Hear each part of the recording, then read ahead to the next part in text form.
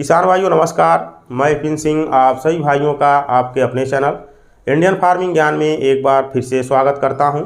किसान भाइयों, आज हम बात करने वाले हैं मूंग की एक अच्छी वैरायटी के बारे में जिसका नाम है IPM 512-1, जिसे सूर्या के नाम से भी जाना जाता है।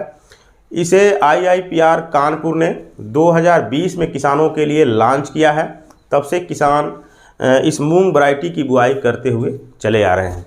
यह वैरायटी उत्तर प्रदेश, बिहार, झारखंड, पश्चिम बंगाल जैसे प्रांतों में बुआई के लिए उपयुक्त है।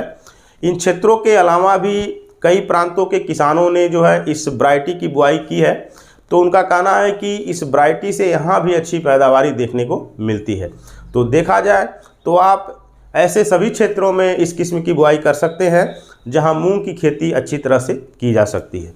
इस वैरायटी में अधिक गर्मी सहन करने की क्षमता है, यानी कि अधिक टेम्परेचर सहन करने की क्षमता है। और इसकी सबसे अच्छी खासियत है कि यह येलो मोजेक जैसे गंभीर बीमारी के लिए ज़बरदस्त सहनशील है। येलो मोजेक एक वायरस जनित बीमारी होती है, पत्तियां पीली हो जाती हैं और फसल पूरी तरह से जो है ख़राब होने लगती है, जिसका परिणाम यह होता है कि पैदावारी घट जाती है। यह एक वायरस जनित बीमारी होती है, इसलिए इस पर किसी भी दवा का कंट्रोल देखने को नहीं मिलता है। वहीं यह एंथ्रेक्नोज और लीफ स्पॉट जैसी गंभीर बीमारी के लिए भी ज़बरदस्त सहनशील है। तो देखा जाए तो इस वैरायटी में येलो मोजेक, एंथ्रेक्नोज और लीफ स्पॉट जैसी बीमारी नहीं आती है। तो बीमारियों की दृष्टि से देखें तो काफ़ी बेहतरीन वैरायटी है, क्योंकि यह बीमारियां हमारी मूंग की फसल में आकर के हमारी मूंग की फसल को ज़्यादा नुकसान पहुंचाती हैं। और इसकी फसलवध की बात करें तो यह 60 से 65 दिन का समय लेती है। इस वैरायटी को हम गर्मी में भी लगा सकते हैं और ख़रीफ के सीज़न में यानी कि बरसात में भी लगा सकते हैं।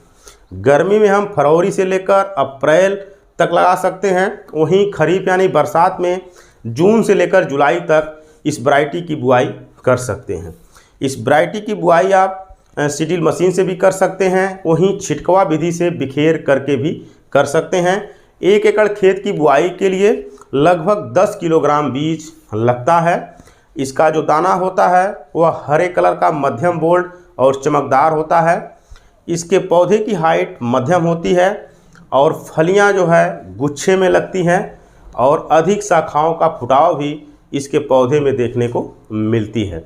इसकी एक फली में दानों की संख्या के बारे में बात करें तो 12 से लेकर 14 दाने तक होते हैं। पकने के बाद फलियां बिल्कुल काले कलर की हो जाती हैं।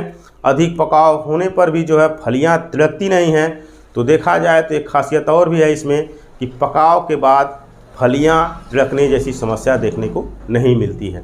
सिंचाई की बात करें तो इसकी फसल में 2 से लेकर 3 सिंचाई की ज़रूरत पड़ती है।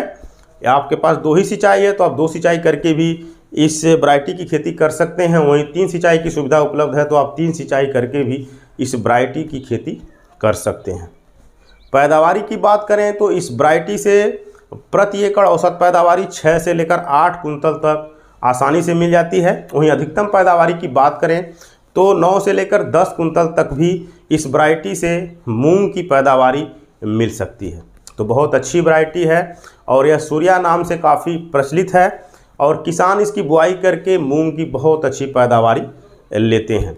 तो किसान भाइयों, यदि आप मूंग की खेती करना चाहते हैं और आपके क्षेत्र में सूर्या मूंग यानी कि IPM 512-1 किस्म उपलब्ध है आपके क्षेत्र के बीज की दुकान पर, तो आप IPM 512-1 यानी कि सूर्या मूंग बीज को खरीद करके बुआई कर सकते हैं।